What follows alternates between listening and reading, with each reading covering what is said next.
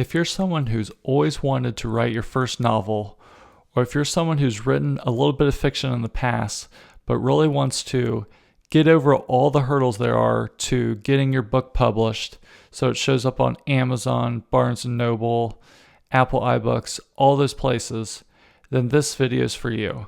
You're getting a free over 1 hour preview of my full-length course, which is on Udemy, that has thousands of students so far and has been really well received. So in this free preview, we're going to come over these first two sections here. We're going to introduce you to fiction writing. We're going to talk about where you can get ideas. I'm going to give you numerous tricks you can do to come up with really great story ideas, so you'll never ever have the excuse that you don't know what to write. You'll just have so many ideas that you'll be able to write.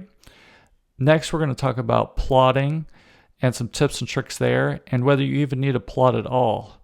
You might be able to just make things up as you go along. After that, we're going to talk about sitting down to write. So what makes stories great and what makes stories mediocre? You'll learn some formulas that you can have in the back of your mind when you're writing, that you'll know what you're writing really makes your book stand out from the crowd. And that's what this free preview is going to be about. The next sections, if you take the full-length course, we go over lots of productivity secrets. We go over lots of ways to getting your book polished, and I'll walk you through how you can get your book published to all the major bookstores. But that's in the full-length course. Right now, all you have to do is try out this free preview and see if you like it. And if you decide that you want to take the Udemy course, that's great. I'll provide a coupon for a much discounted rate in the description. And also, if you take the course, that's where you can ask me any questions you want. So there's a lively discussion on the inside of this course where people are asking me all the questions they have about fiction writing, and I go in and I answer them within 24 hours, just so I can answer any questions that you have. So I hope you enjoy this free preview. I hope to see you on the inside. Hi, and welcome to this fiction writing course. Allow me to start by introducing myself. My name is Ryan Wiley, and so far working part-time, I've published 5 novels in just under 2 years. My most notable success came with my second novel, Spending Spree. This book reached #1 free overall on Amazon, where it received over 36,000 downloads in just one day, and in a 5-day span had received over 63,000 downloads total. Overall, both free and paid, my books have received over 100,000 downloads, and at the same time chalking up over 100 5-star reviews on Amazon, and hopefully I'm just getting started. There are 3 things that we are going to talk about in this course. The first is how to get started. We'll start from the very beginning and talk about where to get ideas, how to get your story started, and the best tools you should use that will make writing and formatting your book a breeze. We'll talk about how to get your story finished. Writing a novel is a huge challenge, and we'll go over some tips and tricks that will make sure you get that first draft completed. Next, after we've gotten through our first draft, we'll go over how to polish your book to perfection, how and where to find editors, and I'll even provide you a sample template you can use that should save you a lot of time in finding the right editor for your particular situation.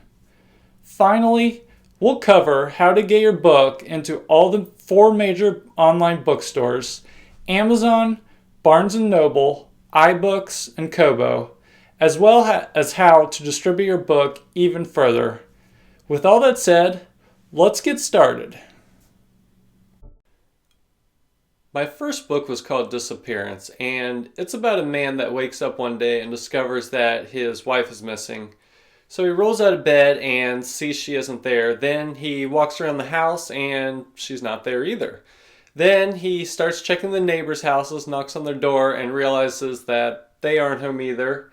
And he drives around town and no one is on the roads or any of the shops. So everyone's gone. So my story is simply this: a man wakes up one day and discovers everyone has disappeared.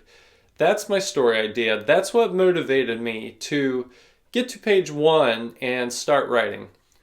I can remember when I got this story idea, I was training for a marathon and I thought about how crazy it would be if I ever woke up and everyone was gone. Don't ask me why I thought that, but I did. I started thinking about what I would do if I was ever in this situation, and since I was training 4 hours on Sundays, I had a lot of time to think about this. I knew about the book and movie I Am Legend, the one with Will Smith. Was sort of generated on this premise, but that story had aliens, and I didn't want my book to be about that. When I started writing that story, I really had no idea what the reason was going to be why everyone was missing. I simply thought it would make for an interesting and, cool story. To start writing my first novel, I sat down on my computer and played out the scenario in my head. I later read somewhere that often when people write their first novel, the main protagonist or character is usually themselves in fiction form. And I must say that for this first novel, that was mostly true with me. A lot of what my main character did was exactly what I would have done in the same situation. Now, not to spoil the book, but the ending gets a little bit crazy and weird, and some of the things my main protagonist did, I probably wouldn't have done in the same situation. But for the first half of the book, many of his decisions were exactly the same decisions I would have made. So the idea for my book came by asking myself, wouldn't it be cool if? Remember that phrase because it's important. Wouldn't it be cool if is a great question to ask yourself when you're looking for story ideas. Once I had this idea, I simply played out that cool scenario in my head, and 100,000 words later, I had written my first novel. My second novel was called Spending Spree. This story is about a guy who opens up his first checking account at the age of 25 and then later discovers when he checks his bank balance that it has $100,000 in it. And to make it even more exciting, after he makes a few purchases, he checks his balance the next day and discovers that no matter what he spends, he always gets reimbursed back that to $100,000. So in other words, every single day his bank balance starts at $100,000 and he's free to spend it however he wants. That was my story idea on the second book. A guy falls into a mysteriously large bank account, so the next step was creating a character for the story. I decided it would be best if it was an immature guy because if it was a smart person, they would just tell the bank what happened and everything would get resolved. I decided the story would be a lot more fun if my main character made some poor decisions and really got himself into trouble. I gave him a best friend that always persuaded him to make even worse decisions. So this kind of tag team combination of characters set up for some interesting scenes later in the book. So similar to my first book, I really had no idea where I was going in the story. I just knew I had an interesting situation, and then I gave myself a couple characters to explore in this fantasy. Then I basically lived vicariously through these characters and saw how they handled the situation. So my story again came from me asking myself, wouldn't it be cool if? If this is your first novel, I'd suggest you give this a try. Think of a really cool and crazy, interesting situation that you'd love to find yourself in, or maybe wouldn't want to find yourself in. Then make up a character or two and create this fictional world that they can explore in. Then just explore everything that the character sees and does. In the next video, we'll go over a different technique you can use to come up with story ideas. The next idea generator that I want to go over is what I like to call alike but different. Before I go on to explain this, I wanted to touch on something, and that is this fear that some people have about not being original enough. The catchphrase you sometimes hear is, "It's already been done before." Whenever you hear that, you need to just shake your head and laugh because stories have been copied over and over again for as long as we can remember, and that will only continue in the future. The story idea that someone dies in chapter 1 and the rest of the book is dedicated to finding out who did it has been done a million different times. Likewise, the story of a woman that falls in love with a man but something gets in the way of their love, that's the basic plot outline of almost every romance novel, and there are a lot of romance novels. So don't worry too much about it's already been done before, because even if your book has a similar plot as something that's been done in the past, it's never been done the way that you have. That's important to remember. You always bring your own ideas and experiences when you tell a story. They may seem ordinary to you, but to someone else, they might find it fascinating. Okay, now that I got that out of the way, alike but different. My fourth book that I wrote was called Lost Earth. It's about a guy that wakes up and finds himself in the middle of a forest. Now, he hasn't been in the woods in almost a decade, so it's very bizarre for him that he wakes up and has no idea how he got there.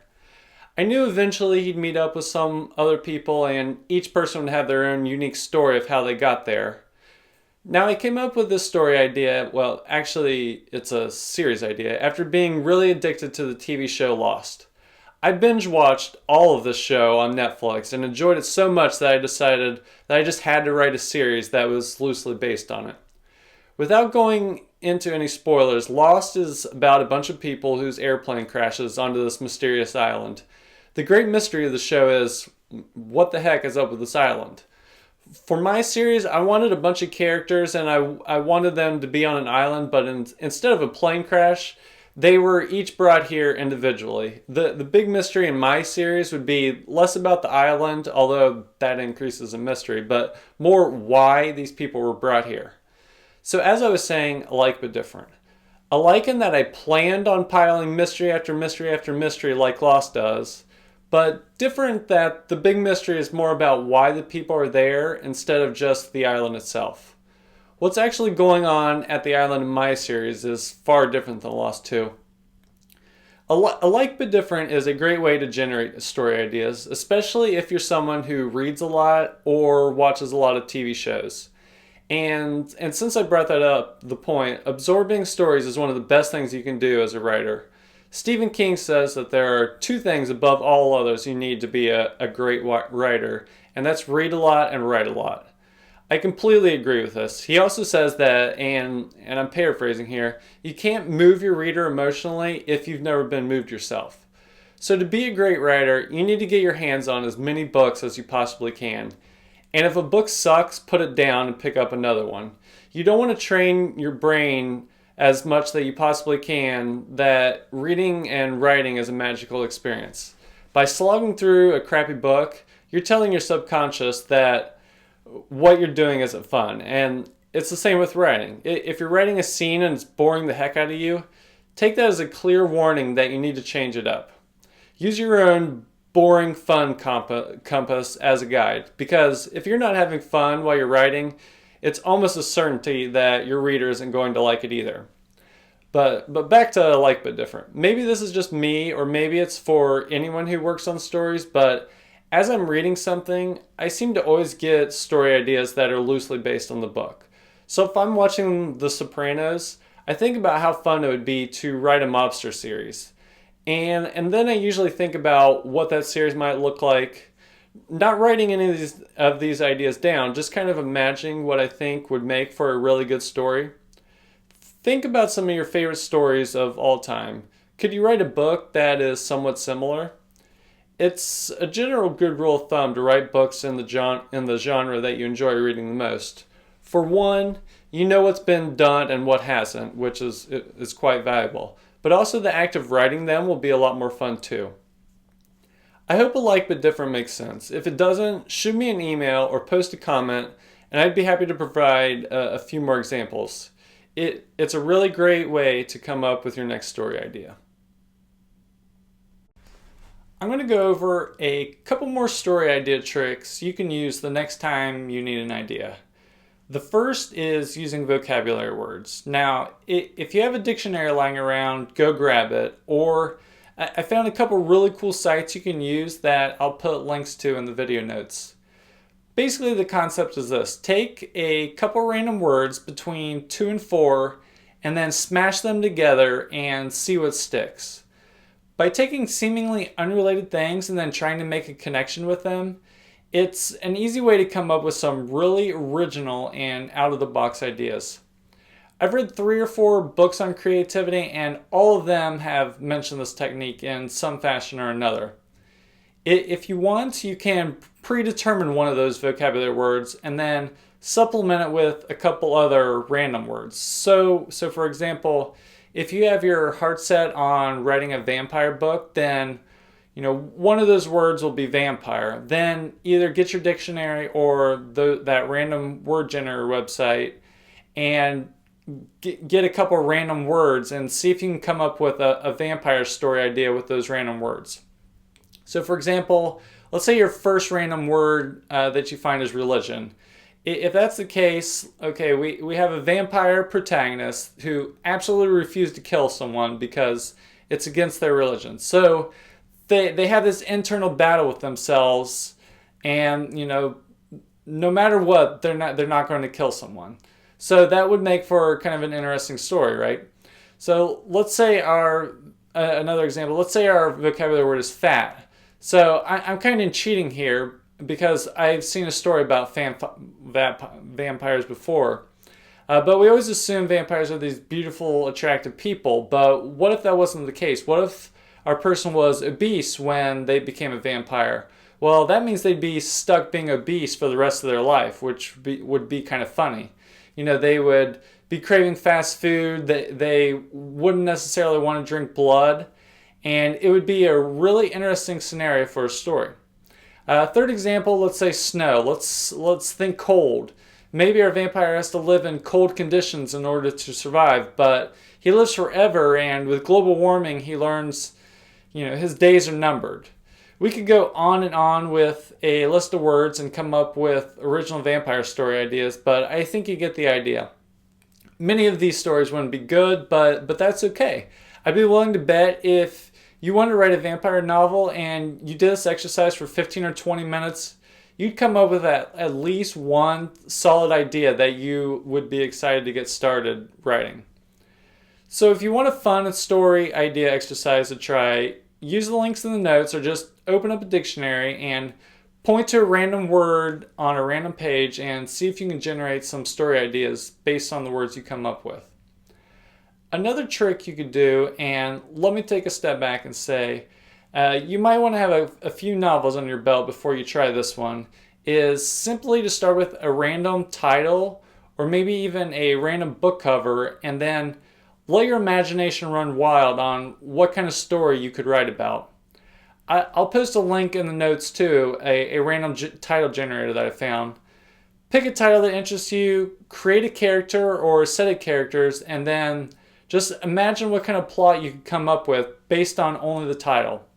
Or you could go to a stock image site like iStockPhoto, just take a random image and see if you can think of a story based on it. A picture's worth 1,000 words after all, and you could write a whole novel based on a picture. These kind of tricks you can do, if you sit down and take the time to really think about stuff, you're bound to spark an idea. You're a lot more creative than you give yourself credit for. So these are a few tricks you can use to come up with story ideas. Between all of these tricks, you should never, ever, ever run out of ideas for stories ever again. And don't forget those stories that just randomly pop in your head. Always have a notebook with you or use the notes feature on your smartphone. Whenever you have a cool idea, be sure to write it down. We have so many thoughts and ideas throughout the day. It's easy to forget them if we don't write them down somewhere. So make sure you always have something with you so you can record those great ideas and come up with throughout the course of your day.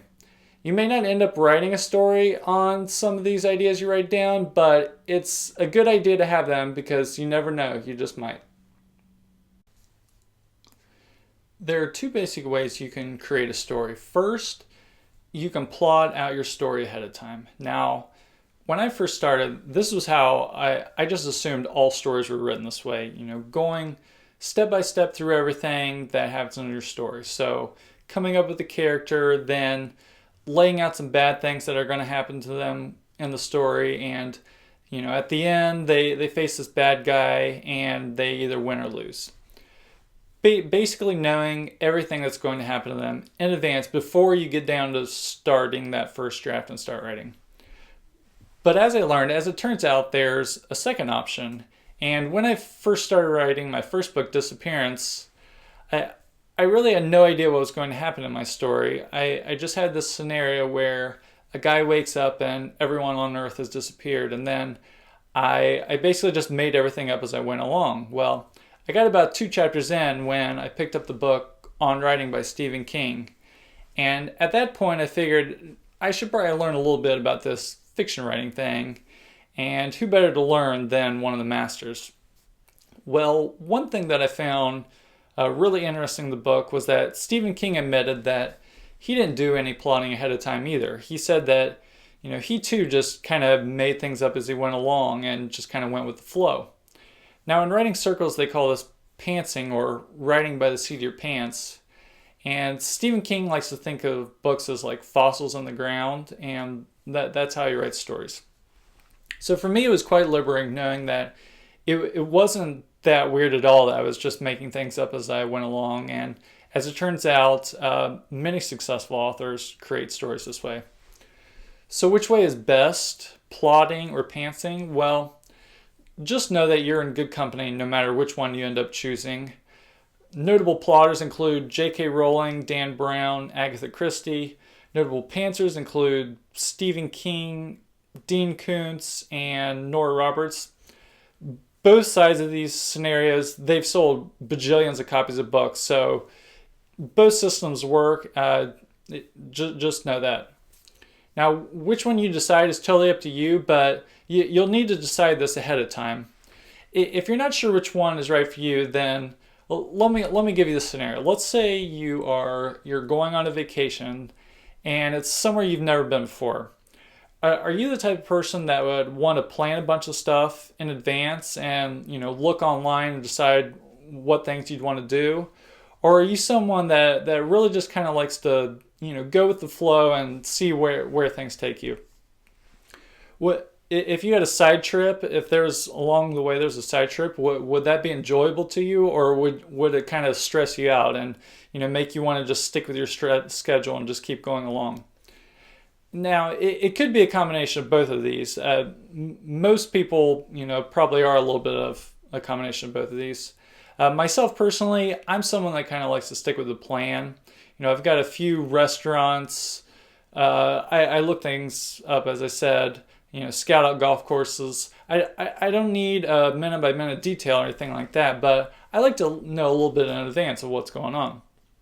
So in this vacation scenario, I'd consider myself more of a planner than someone that entirely just goes with the flow.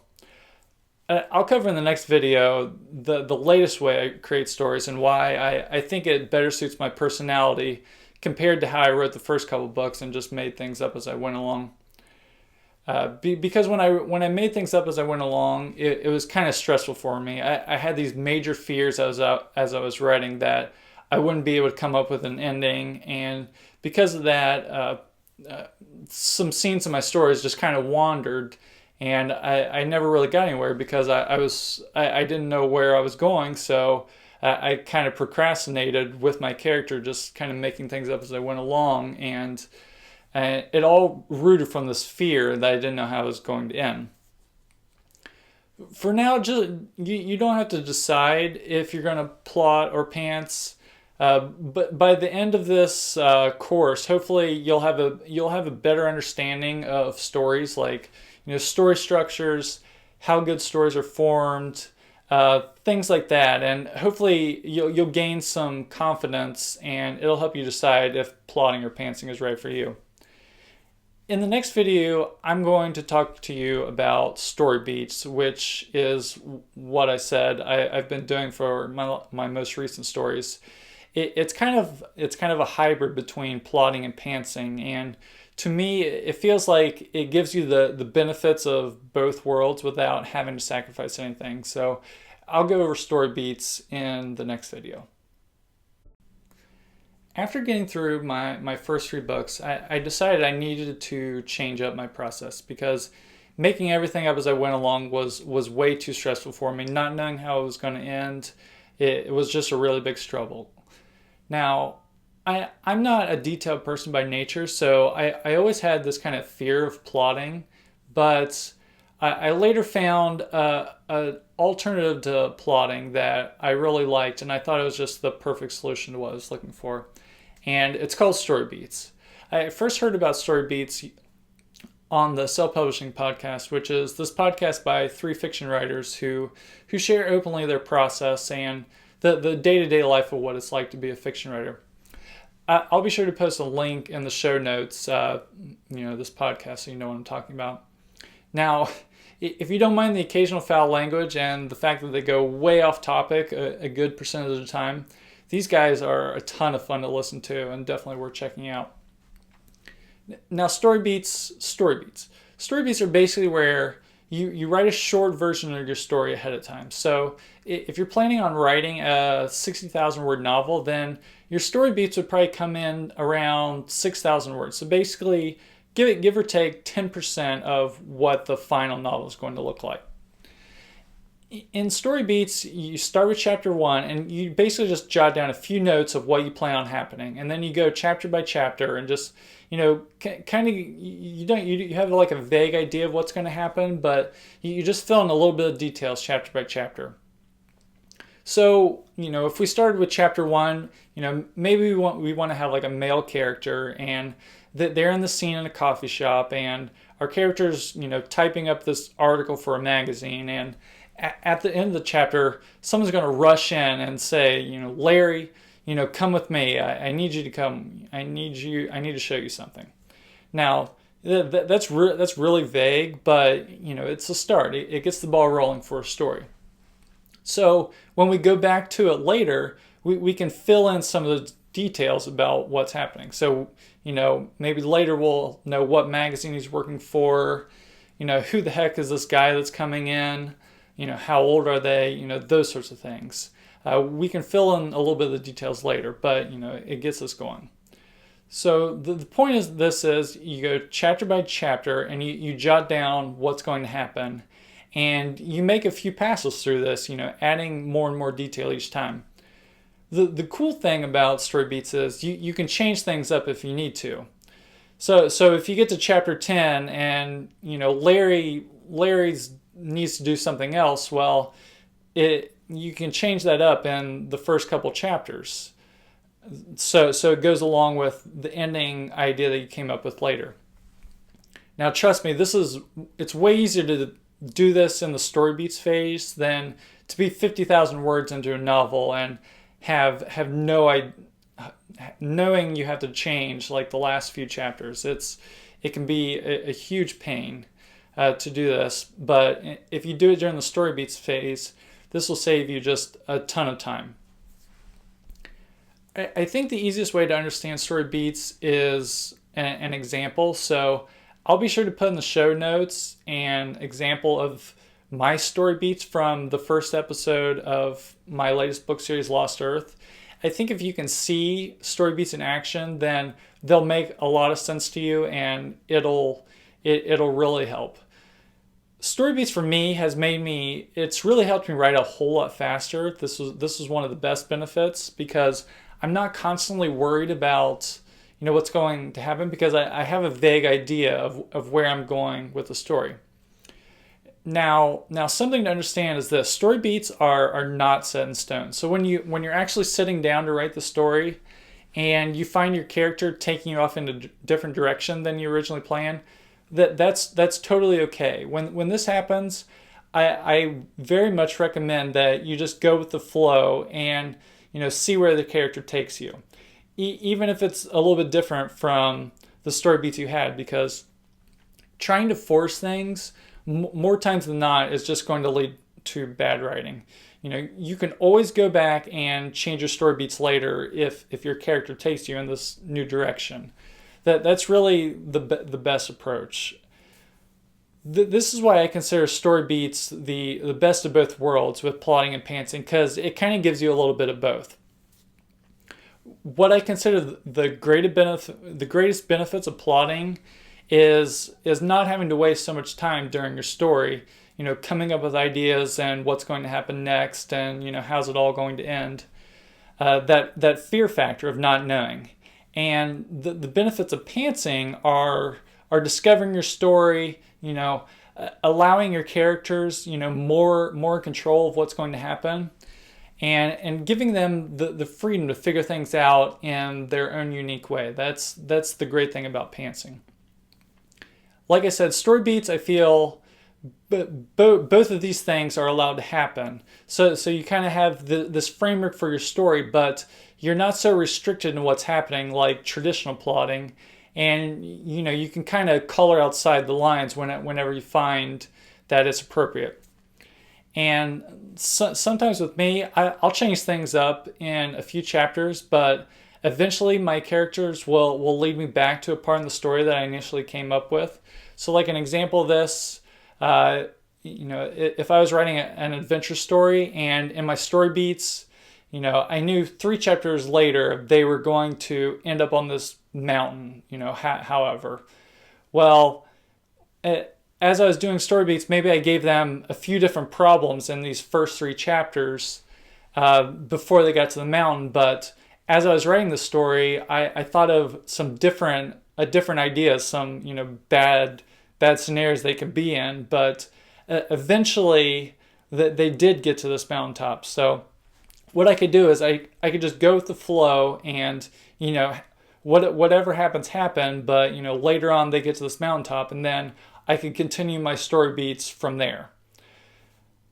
So that's just one example. I've completely fallen in love with story beats. It's hard for me to say anything definitively because I'm changing my writing process all the time. But for most of my stories in the near future, I plan on using these story beats before I get started. Like I said, I'll provide an example in the notes of an example of my Lost Earth series.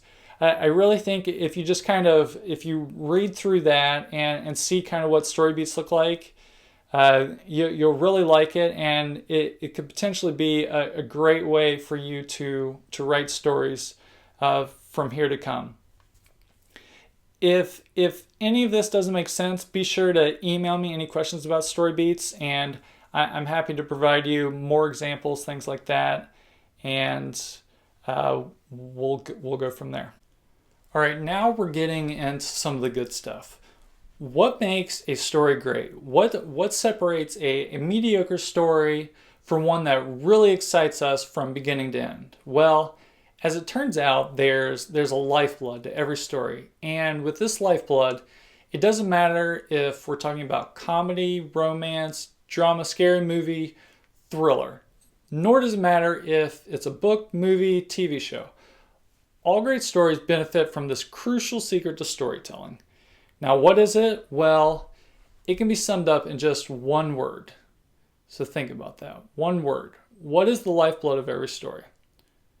Well, I'm going to give it to you. The lifeblood of every story is conflict. Think about it. Think of any good story you've ever read, listened to, or watched. What happened? Well, chances are there was a character, and this character really wanted something, whether it was to survive or fall in love. But throughout the story, bad things kept getting in their way and preventing them from getting what they wanted. This right here is the magic to great storytelling, conflict.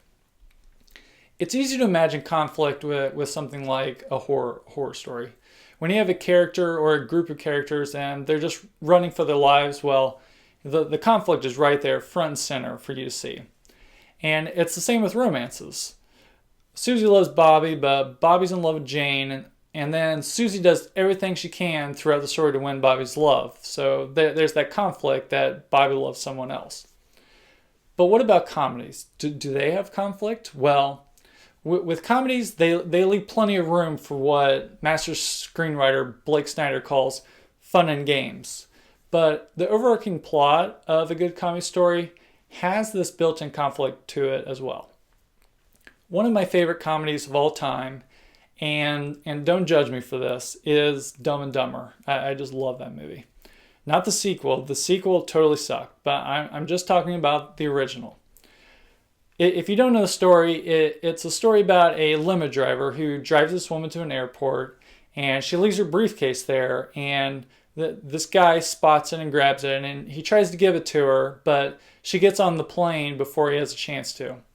So he and his best friend drive around the country because they know she's going to Aspen to return this briefcase to her. And during this trip, they experience tons of conflict. Things get in their way. Now, oftentimes the conflict is their own stupidity, but that's totally fine. The conflict is still there.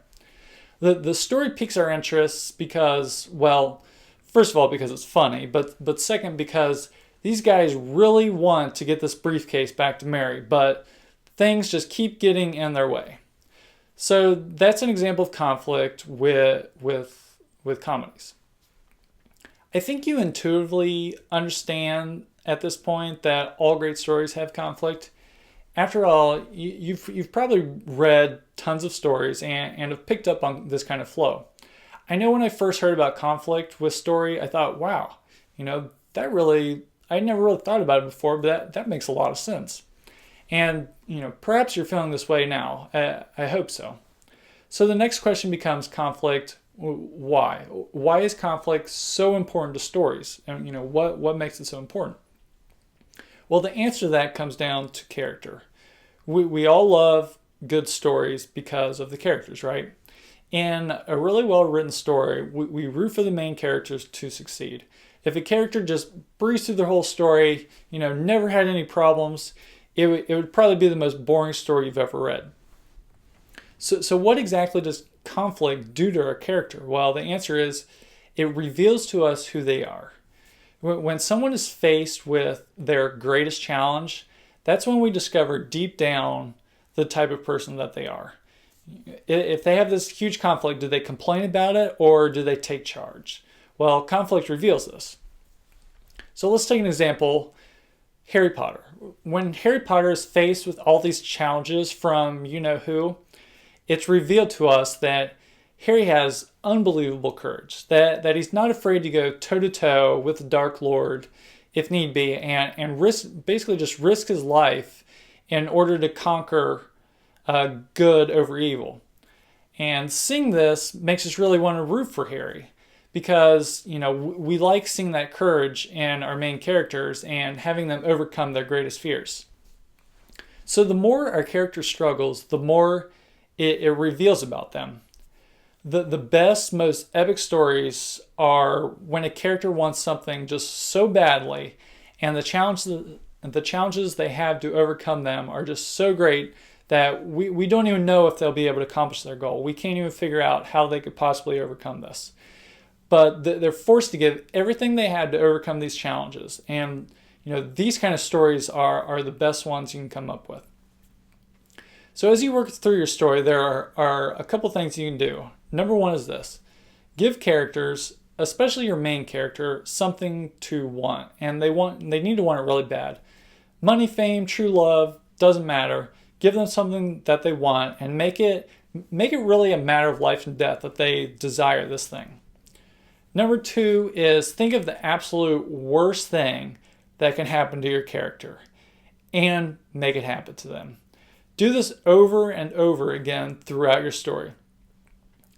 See, in the real world, we avoid conflict as much as we can. It's like a primal instinct kind of thing. But once we enter the world of fiction writing, we need to forget all about this. We need to become sick, evil, twisted human beings that can just think of just the worst possible things that we can do to our characters. Because the more we can do this as writers, the more readers will just love us for it. And in turn, the more fun we'll have writing.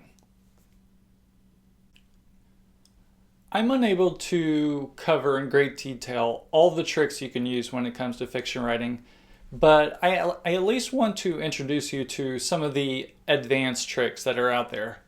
Now, with these really advanced tricks, they may not seem advanced and they're simple enough to learn, but these things can really take a lifetime to truly master. The first one is this. If you want to have characters that are rich in detail, the way you do that is through opinions. I mean, think about it. Take any topic or subject in the media, and you have your own unique personal opinion on that subject matter. If someone brings up the latest news about Justin Bieber, some people, well, hopefully most people will just roll their eyes, but some people will just gush about just how wonderful he is. It's the same topic of discussion, but different people have different opinions. Taking an example from fiction, let's say we have a scene where our character is walking into a bar. Let's say we have three different types of characters, all are 50-year-old men. The first character is an alcoholic. The second character was an alcoholic but no longer drinks. And the third character has never drank an alcoholic beverage in their entire life. As you can imagine, these three people will have very different opinions of what a bar is when they first step into it. When the alcoholic walks into the bar, their mouth might start salivating. They'll probably get really excited, at the opportunity to have that first drink. The former alcoholic, when they walk into the bar, it might bring them sadness, or they might be frustrated, thinking how badly they want to drink, but no, they can't because they'll just fall off the wagon. There are all kinds of possibilities on what a former alcoholic might be thinking or feeling if they were ever put in this situation, but it introduces some character to them. Finally, the person that's never drank before, they may immediately notice the smell of the place. They may have never smelled alcohol or whiskey before, and it's just a whole new experience to them. Maybe they like it, maybe they don't, but they would have some kind of opinion on what it's like being inside of a bar. And again, these opinions, bring out the detail in the character. Even though these three people are the same gender and age, they have very different opinions on what it's like being inside a bar. With good writing, you'll want to get deep down inside a character's head and discuss just exactly what they're thinking and feeling about the setting around them. So that's a big advanced writing trick. Having your character give opinions about the setting and the people around them. But let's kick this up a notch. Now this is a big one, so don't forget this one. A great way to add real richness to your character and story is to give opinions through all five senses. So sight, hearing, touch, taste, and smell. Beginning writers get trapped only talking about what a character sees and hears, but if you read the books by the masters, you'll notice that they tell you what a character smells, touches, and even what taste they have in their mouth at any given time. I mean, after all, this is how we go through the world in real life. You may be talking to someone and you feel your belly growling and you start to get hungry, or you might catch a whiff of someone's lunch, the person next to you that someone brought in. At any given moment, wherever you're at, you experience the setting around you through all five of your senses. So that is what you should do with your characters when you're writing fiction as much as possible. Like I said, this is a big important one, and it's not that hard to do, but it's easy to forget. That's why when I'm writing, on both sides of my screen, I have words that are kind of reminders of things I should be doing as I'm writing. And one of those words is five senses. So I see five senses constantly, and it just constantly reminds me to use these five senses. So that's a trick you might want to try. The next advanced trick is openings. This one relates very much to what we just talked about. Whenever you start a novel or even a chapter, you want a character and a setting with a problem. If you can do that with every scene, this will really kick your fiction writing up to a next level. You start your character in the scene, and then you describe their opinions, like through all the five senses. So literally in the first 500 words, you should try to use all five. When you can do that, you really ground your character in their surroundings, and your reader really experiences what the character is feeling. The next one is cliffhangers. Now what I mean by cliffhangers is simply how you end each of your chapters. It should be your goal when you write a novel to make it just impossible for readers to want to put your book down. And in order to accomplish this, you need to end each of your chapters in a way that they just have no choice but to turn to the next page to find out what happens next. Now, there are a lot of different cliffhangers you can use. Every chapter doesn't have to end with your character just inches from death. You can have emotional cliffhangers. You can have mystery cliffhangers where you pose a new question. You can even have cliffhangers where you're about to mention a key plot element. An example on that last one, you might have a bunch of characters like around a campfire, and one of them says to the group, "Okay, everyone, here's what's going to happen next," and then that's the end of the chapter. And if you've done that right, then your reader will just have to flip to the next page to find out what that plan is. So cliffhangers are a big one. It's a huge one.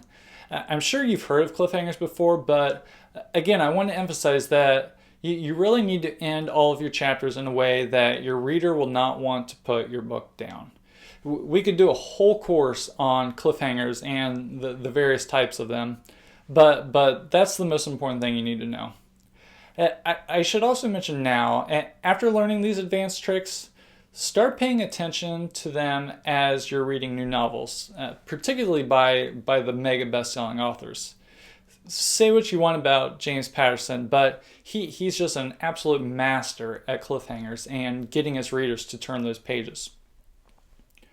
Okay, the final advanced trick is pacing. Now, this is one you've probably heard before, but don't really know exactly how to do it. I mean, how exactly do you pace a novel? Well, first, what exactly is pacing? So, pacing is a way to either speed up or slow down the reader. If you have a fast-paced car chase scene, you'll want your reader flipping through those pages really quick. On the other hand, if you have two characters that are, say, sitting at a kitchen table talking to each other, then you don't need such a fast pace, and you want your readers to kind of slowly, take a deep breath and, read it before the next action scene comes along. Stories, even the fastest paced thrillers, have like an ebb and flow to them where they have both fast and slow scenes. So the big question is, how do we do this? How do we pace novels? Well, the way to do it is simply by the length of our paragraphs and sentences. So for that fast-paced car chase scene, we want our paragraphs and sentences to be really short. So when the reader looks at that page, they'll see just a lot of white space on the page, and there will be a lot of just one sentence paragraphs and sentences with three words or less. So something like run, period, or get down, period, things like that. And for the kitchen table example, we may have a few paragraphs that have maybe 7 or 8 lines in them. Not too much. If a reader flips to a page and it's just one huge paragraph, that might be a little too much for them to handle. But if it's a slow-moving scene, the basic idea is you want your paragraphs to be a little bit longer, and probably don't have those one-line sentences. So you can really ground the reader and have them slow down and take a deep breath. I should mention, I kind of hinted at this before, but even the fastest paced thrillers have scenes where it allows readers to catch their breath. The Alex Cross series by James Patterson, whenever he's in his home, that's usually when the pace slows down, and usually following that is when the bad guy does something crazy and the pace picks back up. But James Patterson slows the pacing down whenever he's at home. This is really advanced stuff, folks. I mean, beginners, don't get too discouraged by this kind of stuff. We could go into extraordinary detail on all of these, but just know that they're there. And I want to make a caveat about all this stuff, and that is when you sit down to actually write, you're not really thinking about this kind of stuff. Instead, you just want to trust your instincts and just let the words flow out of you. These advanced tricks, you want to think about more when you're not writing, like when you're taking this course or you're studying other writers. you soak up that information, so when you actually sit down to write the next time, it'll just sort of, naturally come out of you. So I just wanted to give you a little overview of some of these advanced tricks just so you know them, and hopefully you can at least start to think about incorporating them in your writing. Let's go over what we talked about in the sitting down to write section. First, we learned the lifeblood of every story, how conflict reveals character, and how conflict is just so vital to all stories. We learned about the magic story formula, so conflict plus action and then a resolution. And conflict is simply want plus an obstacle standing in our character's way. And we learned we can cycle through this over and over again until basically we're finished with writing the novel. We learned a few plot outlines just so we're aware of them, and then we covered some advanced tricks. Now that we know how to come up with story ideas and we have a general idea of how stories are told, we can now maybe start to decide if we're going to plot or we're going to pants our novel. You still don't have to decide yet, but just start thinking about it now. In this next section, we're going to cover how to get it finished. Writing a novel is a big time commitment, but we'll learn how to do it, and we'll learn some productivity tips that some of the most prolific writers on earth use. So that's what we're going to cover in the next section. Sitting down at your computer every day can be a real challenge. For whatever reason, us humans, most of us just have this huge fear when it comes to writing. These fears will cripple you, and they'll prevent you from getting started each day. You'll find yourself coming up with all kinds of excuses on why you can't write, which is what I want to go over now. Here are what I think are some of the most common excuses writers have. I've certainly used each and every one of these numerous times, so I know these things get said before you start writing. The first one, and probably the granddaddy of them all, is I don't have enough time. I mean, this one is huge, and the truth is, it's probably the biggest lie that you can tell yourself. Now, I'm going to go over in the next video just how much you could get done each year if you just found an extra 15 minutes in your day to dedicate to writing. I know you have an extra 15 minutes in your day, so don't tell me otherwise.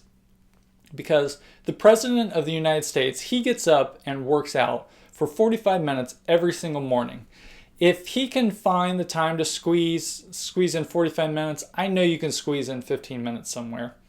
So for now, just know that having enough time is just a total BS excuse, but I'll explain that in the next video, like I said.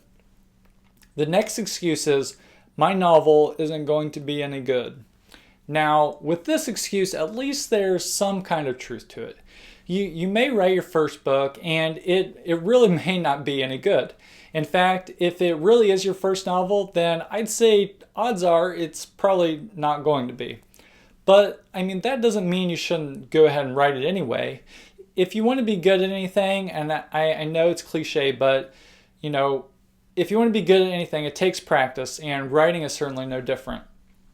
In my opinion, I mean, my first book wasn't very good, but hey, I learned a ton from it, and I wouldn't be where I am today if I hadn't gotten that first one out of the way, so just think about that. But here's the little secret about this excuse of, your novel not being any good, and that's this. If you end up writing a novel that stinks, then no one is going to read it. I mean, if you really think about it, the last time you read a real snooze fest, you probably put the book down and didn't finish it, right? Well, I hope so. Well, if your book stinks, readers are going to do the exact same thing to your book. And they're not going to tell any of their friends about it, of course, because, I mean, why would they? Which means your book isn't going to be very popular if it stinks. But on the other hand, if you do write a good book that's really worth reading, people will finish your book and they will tell their friends about it. So when you think about it like this really works in your favor.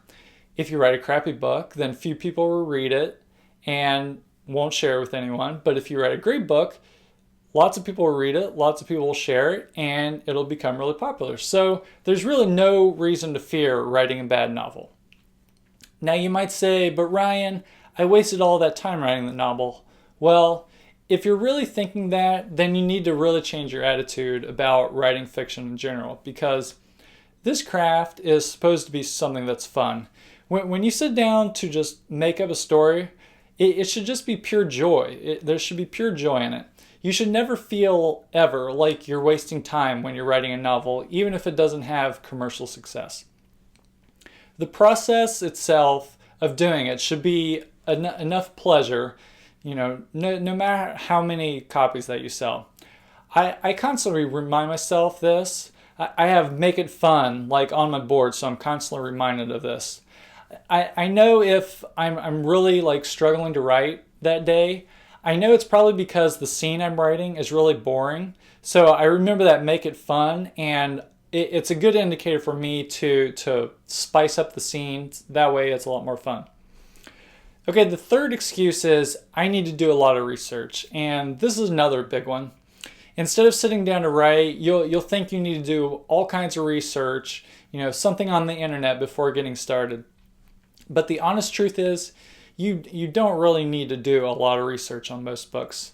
I mean, sure, there are some exceptions to this rule, like Dan Brown, who will research his books for years before writing them.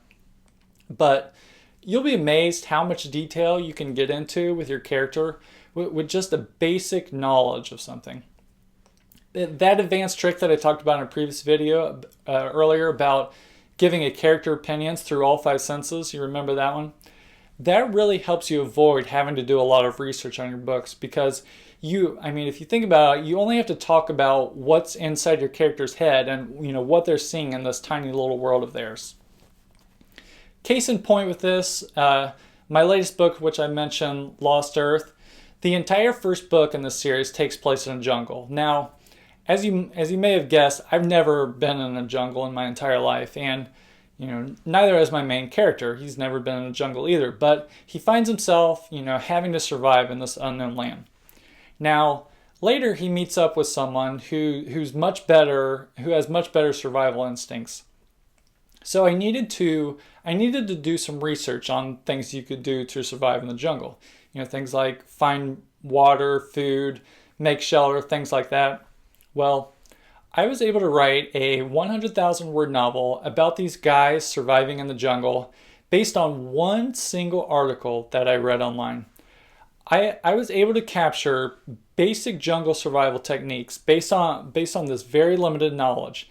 And I could do this, and you can do this too, if you really get good at the other elements of storytelling. Again, like giving your characters opinions through the five senses, and also giving your character lots of conflict that they have to deal with. So in my book, not only did my characters have conflict with surviving in the jungle, but I also gave them lots of conflict dealing with other characters that were standing in their way. So thinking you have to do a lot of research is one of those big writer excuses. And all it really is an excuse, though, to waste time on the internet instead of sitting down to write.